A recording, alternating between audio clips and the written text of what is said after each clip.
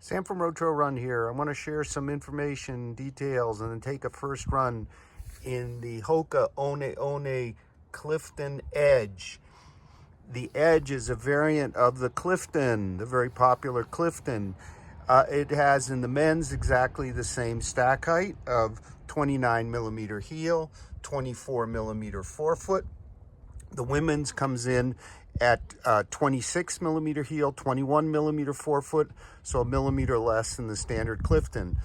I don't have my pair of Cliftons here, but clearly we have a much broader on the ground platform here. Yet we come in a little bit lighter than the standard Clifton 6 at 8.7 ounces, 8.75 ounces, 248 grams. So there's a new midsole foam here that's supposed to be very resilient, and for sure it's super light. The outsole is rubberized foam, and you can see it's quite a thick layer of rubberized foam, whereas the Clifton had some patches of rubber. Now, to give you an idea just how broad this shoe is, I guess I'll start with maybe its predecessor, not predecessor, but its descendant, the 10.9 trail shoe. You can clearly see that they both share that outrigger heel unit, but of course in the Clifton it's far less extreme. You can see how much broader the 10.9 on the right is than our Clifton Edge.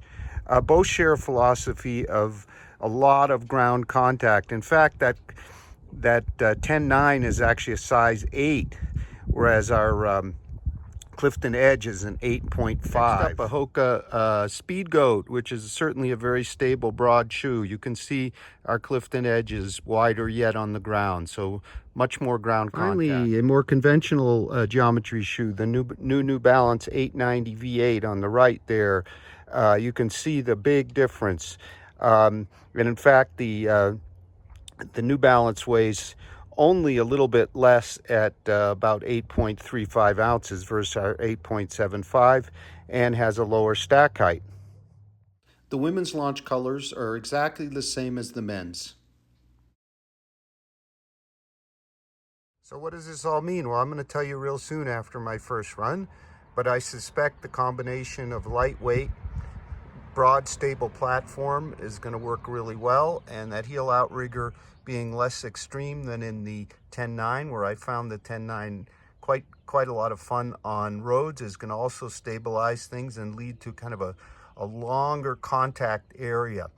Now let's talk about the upper a little bit. So it's a engineered mesh, but it's actually a TPU fiber that's embossed. You can see the extra support built in. It has a fairly substantial toe box. It has the kind of elf-shaped rear Achilles collar. There's lots of padding on the inside. It's narrow padding and narrow fit, so at my true to size, I've had to go with thin socks. Everything seems to fit well, but I don't think you're going to get a heavy sock in this shoe.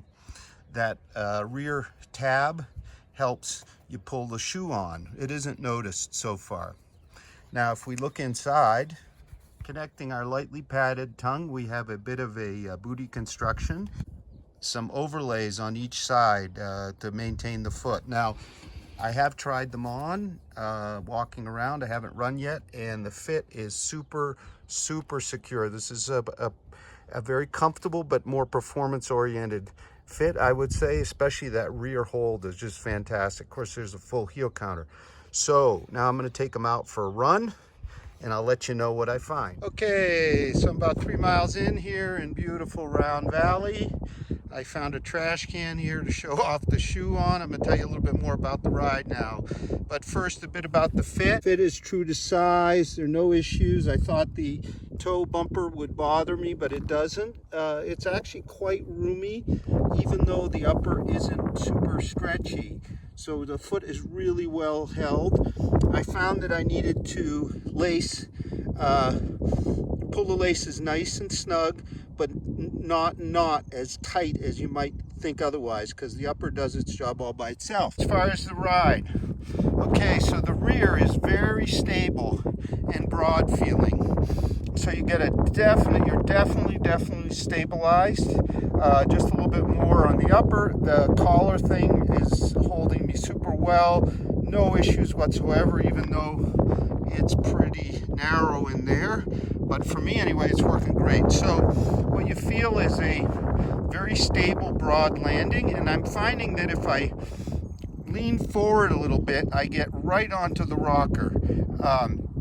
The rocker is much improved over, I think, over prior Cliftons I found, and other Hokas, which I found really required a lot of knee lift. Here you just flow into it, so you lean in and go. The cushioning has a lot of spring to it. I wouldn't call it bounce, but spring, and that may be coming from that rubberized foam outsole, which so far isn't gathering any rocks, which is a good thing. So it's a combination of kind of the bounce maybe from the rubberized foam outsole and this very resilient feeling main layer of foam. There is plenty of cushioning in here. So I'm going to keep going. I'll give a few more conclusions at the end. But just a reminder, it goes on sale in July. It's $160. It's the Clifton Edge. Off I go. I'm done with my run, just about 9 kilometers, 5.7 miles. The last part was all downhill, a fairly steep paved downhill, then a flat. And at that point, the shoe really took off. I think part of what I was experiencing is while they came stiff out of the box, they got more flexible. So what happened was I was coming off the heel quicker and I was toeing off quicker. They felt best at moderately fast paces as opposed to super slow paces. I noticed the heel width a little more at slower paces. They are super stable on that big downhill. They just were really stable. There's a lot of spring here. I guess I'd call it spring because it's somewhere between spring and bounce, and I think it may have a lot to do with the combination of the materials. The grayer main midsole is more kind of resilient and springy, whereas the rubberized foam is bouncy. They fit well together. There's plenty of forefoot stability, of course plenty of heel stability. The upper held super well. Our narrow Achilles thing with my thin socks, 0 issues. Plenty of room in the toe box. So this at 8.75 ounces or 248 grams is a nice option as a long distance trainer, really any pace, any distance. It might be a great marathon shoe. It's certainly, for some, it certainly would be a great shoe for any kind of hill you're running. Might compare it to the Skechers Max Road, much more stable here, maybe not quite as springy, maybe not quite as fast, but much more versatile compared to the old school Clifton, which always was fast, always was unstable for me. Never, I really had a hard time with the rocker. Light years better for me.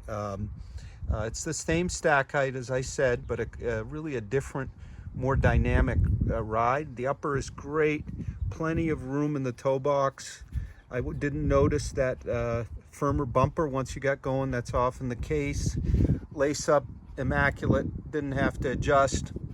The Achilles hold, while it looks narrow, worked very well with my thin socks, no issues whatsoever. Your foot just doesn't move, so I doubt you're going to get blisters, but may affect some who were very sensitive there.